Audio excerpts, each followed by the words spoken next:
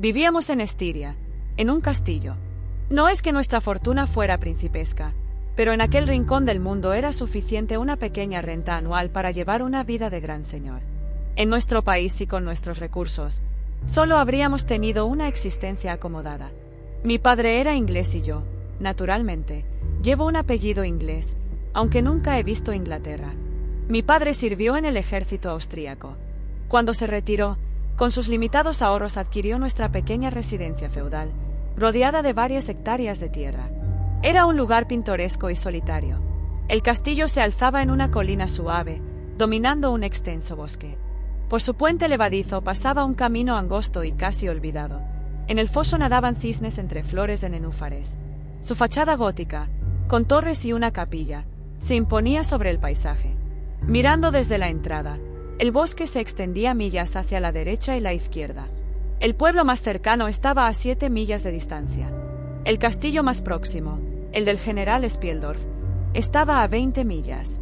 Más cerca, a 3 millas al oeste, se encontraba un pueblo en ruinas, con una iglesia gótica también en ruinas.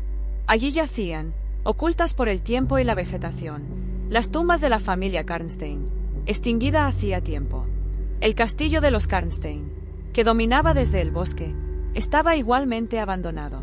Su historia melancólica tenía una leyenda, pero ya hablaré de eso más adelante. Nuestra casa era tranquila, habitada solo por mi padre, yo y el reducido personal de servicio. Mi madre, noble de Estiria, murió cuando yo era niña. La señora Perrodon, mi nana suiza, se encargó de mí. También vivía con nosotros la señorita Lafontaine, mi institutriz. De vez en cuando recibíamos visitas de los pocos vecinos o intercambiábamos visitas con las pocas amigas que yo tenía. A pesar de esas relaciones, nuestra vida era profundamente aislada. El primer suceso que recuerdo con claridad marcó mi infancia con un terror imborrable. Una noche, cuando tenía 6 años, me desperté de repente en mi nursery, una amplia habitación bajo el tejado inclinado del castillo. No encontré a mi niñera a mi lado y me sentí sola. No tenía miedo de fantasmas porque me habían evitado los cuentos aterradores, pero sentí abandono y rompí en llanto. Para mi sorpresa, vi una figura al lado de mi cama, una joven hermosa, arrodillada con las manos bajo mi manta. Me miró con gravedad, luego me acarició y se acostó junto a mí. Me calmó con su abrazo y me dormí de nuevo. Desperté sobresaltada por un dolor agudo en el pecho, como si me hubieran clavado agujas. Grité. La joven saltó hacia atrás y pareció esconderse bajo la cama. Por primera vez sentí miedo. Mi llanto atrajo a las criadas, que al llegar se rieron de mis palabras, pero sus rostros estaban pálidos y sus risas forzadas. Buscaron por toda la habitación, incluso bajo la cama, sin hallar a nadie. Mi ama susurró que alguien debía haberse acostado junto a mí, pues la cama aún estaba caliente.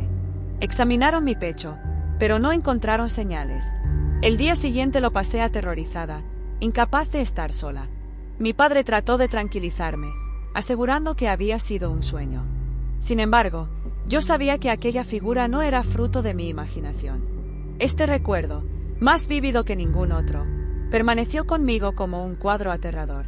Una tarde apacible de verano, mi padre me invitó a caminar por el bosque.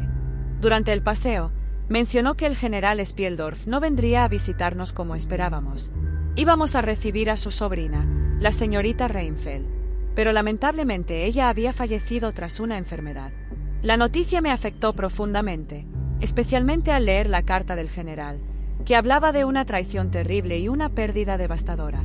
Esa misma tarde, mientras disfrutábamos del paisaje iluminado por la luna, vimos aproximarse un carruaje. Al cruzar el puente que conducía al castillo, los caballos se desbocaron, causando un accidente. Una mujer elegante salió del carruaje, nerviosa, y explicó que debía continuar un viaje urgente, dejando a su hija, desmayada, bajo nuestro cuidado. Mi padre ofreció nuestra hospitalidad, y la joven, llamada Carmilla, fue llevada al castillo. Cuando vi a Carmilla por primera vez, experimenté una extraña mezcla de atracción y repulsión. Su rostro me resultaba familiar.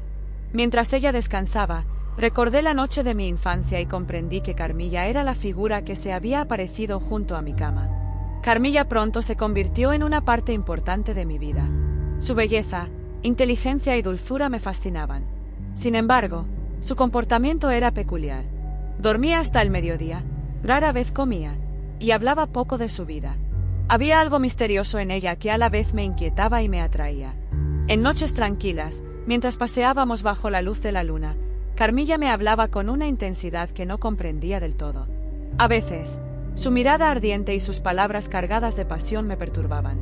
Parecía estar enamorada de mí, algo que, aunque halagador, me resultaba extraño y perturbador. Pronto empecé a tener sueños inquietantes. En uno, una criatura oscura rondaba mi cama antes de transformarse en una figura femenina que me causaba una sensación de ahogo. Cada vez que despertaba, me sentía más débil y pálida. Mi padre, preocupado por mi salud, llamó a un médico, quien encontró marcas diminutas en mi garganta. Sospechaba algo más siniestro, pero no compartió sus conclusiones. La llegada del general Spieldorf marcó un cambio en los eventos.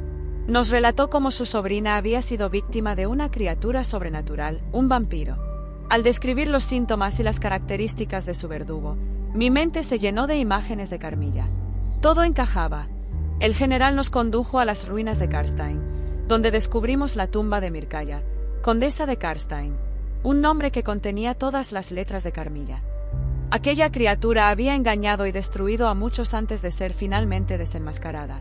En un ritual espeluznante, Mircalla fue ejecutada según las antiguas tradiciones. Su cuerpo, intacto tras más de un siglo, fue destruido, y con ello, la región quedó libre de su influencia maligna. Pero para mí, la sombra de Carmilla nunca se desvaneció del todo. Incluso ahora, en la soledad de la noche, a veces siento su presencia, como si todavía rondara mi puerta.